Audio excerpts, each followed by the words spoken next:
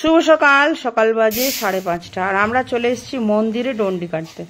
আর এখানে সর্বপ্রথম ভোলা বাবার মন্দিরে প্রণাম করে নিলাম, তারপরে মায়ের কাছে গিয়ে প্রণাম করে নেব, তারপরে পুকুরে যাব। আর যেহেতু কালকেই অষ্টমী লেগে গেছিল, তাই সকাল থেকেই ডন্ডি হচ্ছে, আরও সকালে দিলে আরও ভালো হতো। যা হোক, আমরা চলে এসেছি, এবার মন্দিরে পুজো করে প্রণাম করে চলে যাব পুকুরে। মা আমাদের এত আগলে রেখেছেন, তাই এত বিপদ গেছে এবছর আমাদের, সত্যি খুব কষ্টতে গেছে, কিন্তু মা সব বিপদটাকে ঝড়ের মতো একদম সরিয়ে দিয়েছে। আর আমার মায়ের সাথে কি জানে কেমন একটা অ্যাটাচমেন্ট, মা আমার কিছু ক্ষতি হতে দেবে না। কষ্ট হয়, কিন্তু মা কি করে যে আমার সব সামলে দেয় আমি নিজেও বুঝতে পারি না। আমি যখন কষ্ট পাই তখন একদম হেরে যাই, কিন্তু কেমন করে যে আমার প্রবলেমটা সলভ হয়ে যায় সেটা একমাত্র মা জানেন, আর কেউ জানতে পারবে না।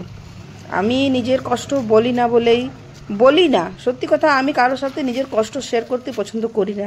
আমি আনন্দ করেই থাকতে চেষ্টা করি, আর নিজের কষ্ট নিজের মধ্যে রেখেই থাকতে পছন্দ করি। আর এই যে ডন্ডি কাটতে স্টার্ট করে দিয়েছি, সত্যি সকালবেলা খুব একটা আনন্দর তার সাথে মেয়েও দিচ্ছে, আর আমাদের কাছের প্রীতিও দিচ্ছে, রিয়া দিচ্ছে, সবাই আমরা ডন্ডি কাটছি। আর পুকুরটা যেহেতু নতুন করেছে, এত সুন্দর জল, এত ভালো লাগছে না সত্যি। এবছর খুব সুন্দর, আর এতই বৃষ্টি হয়েছে এবছর, জলের কোনো কমতি নেই। এভাবে আমরা সবাই ডন্ডি কেটে নিলাম, বাস মন্দিরে এবার পৌঁছে গেলাম। পারছি না গো, পায়ে ব্যথা, হাতে ব্যথা, পারা যাচ্ছে না। আর কে জানে তল পায়ে আমার কি হয়েছে, মানে বিনা চটিতে আমি হাঁটতেই পারছি না। তবু বললাম বছর দিনের পুজো, ডন্ডি কাটতে। মা আমার সব বিপদ যখন রক্ষা করেন, একটু মায়ের চরণে গিয়ে পড়ি। ফাইনালি মন্দির আমি পৌঁছে গেছি, আর এবার মায়ের কাছে পৌঁছে গেলাম। মাগো, তুমি সবাইকে ভালো রাখো আর সবার এর সাথে থাকো। যদি কোনো ভুল করে থাকি তাহলে ক্ষমা করো।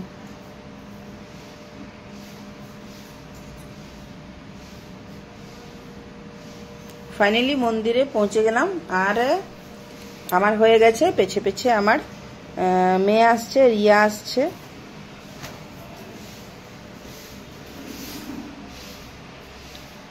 মাকে দেখে মন ভরে যায়। এই সারা বছর মায়ের এই মুখটা আমার সারা বছর আমার মনের মধ্যে থাকে। এই 4টা দিন আমার কি যে লাগে আমি কিছু বলে বোঝাতে পারবো না। আমার যেন সব দুঃখ মিটে যায় শুধুমাত্র একমাত্র মাকে শুধু দেখে। চলুন, মেয়েও চলে এসছে, আমাদের সবারই ডন্ডি কাটা হয়ে গেছে। তারপরে এখন রেডি হয়ে আমরা পুষ্পাঞ্জলি দিতে আসবো, আর তারপরে অষ্টমী স্পেশাল রান্নাও করতে আছে। লুচি, সবজি, পায়েস, অনেক কিছু রান্না হবে। অষ্টমী স্পেশাল রান্না তো বুঝতেই পারছেন। চলুন সব কিছু দেখাবো, সম্পূর্ণ ভিডিওটা দেখবেন, আর তারপরে আজকে অষ্টমীর পুজোটাও দেখাবো, সেটা একটা অন্য ব্লগেও দেখাবো। আর প্লিজ প্লিজ প্লিজ সাপোর্ট করুন, শেয়ার করুন, ভালোবাসা দিন, আর নিশ্চয়ই কমেন্ট করুন। এত সুন্দর ভিডিও, এত সুন্দর মায়ের দর্শন করাচ্ছি, আপনাদের ভালো লাগছে না? প্লিজ প্লিজ প্লিজ আপনারা সাপোর্ট করুন। শুভ সকাল, কেমন আছেন সবাই? মন্দিরে আছি, পুষ্পাঞ্জলি দিতে এসেছি। সকাল 5টার সময় এসেছিলাম, ডন্ডি কেটে গেছি, আবার এখন চলে এসেছি পুষ্পাঞ্জলি দিতে। আবার রান্না টান্না করে আবার আসবো 12টার সময়। মানে কি আজকে সারাদিন শুধু ড্রেস চেঞ্জ করবো, সাজবো গুজবো, আর মায়ের কাছে এসে বসবো। মানে আজ সকাল থেকেই মায়ের কাছেই বসে আছি, কিন্তু বাড়িতে রান্নাও আছে, সেটাও করতে হবে। চলুন, এবার দুপুরবেলায় দেখবেন কত ভিড়।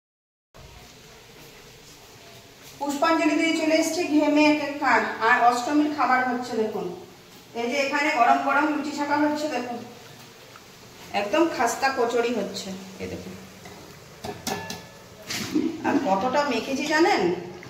প্রায় 2.5 কেজি ময়দা মেখেছি। দেখুন, একবার দিয়ে দিচ্ছি, এই যে বেশি করে তেল দিয়ে দিয়েছি, একেবারে 4টা করে ছাকা হচ্ছে। কতগুলো লই আছে, আরো আছে, আরেক গামলা আছে, এই দেখুন। আর এখানে হয়েছে সেবাইয়ের পায়েস খেজুর গুড় দিয়ে। আর হয়েছে এখানে পনির বাটার মশলা। দেখুন কি সুন্দর গ্রেভিটা, দেখুন। কুমড়ো, অষ্টমী স্পেশাল বড়ি দিয়ে কুমড়ো, এটা তো করতেই হবে অষ্টমীর দিনে, কুমড়ো খেতেই হয়, নিয়ম যেটা। এই দেখুন। আর রান্না করে আবারও যাব পুজো দেখতে, এখনো পুজো হয়নি, তো পুষ্পাঞ্জলি দিয়ে এসছি। টুডে স্পেশাল লাঞ্চ, আজকে অষ্টমী, আর অষ্টমীর স্পেশাল লাঞ্চে কি হয়েছে, আজ তো অন্ন হবে না, আজকে হয়েছে গরম গরম লুচি। এই দেখুন একদম কচুরি, ফুলকা ফুলকা কচুরি হয়েছে। তার সাথে হয়েছে এখানে পনির বাটার মশলা, তারপরে হয়েছে এখানে সেবাইয়ের পায়েস, আর এখানে হয়েছে কুমড়ো বড়ি দিয়ে। এটা তো অষ্টমী স্পেশাল। আর আছে ঝুড়ি ভর্তি লুচি, যত পারো তত খাও। দারুণ আজকে লাঞ্চ, একদম জমে যাবে। কারা কারা খাবেন নিশ্চয়ই চলে আসবে, সারাদিন এই খাবারগুলো আজকে থাকবে।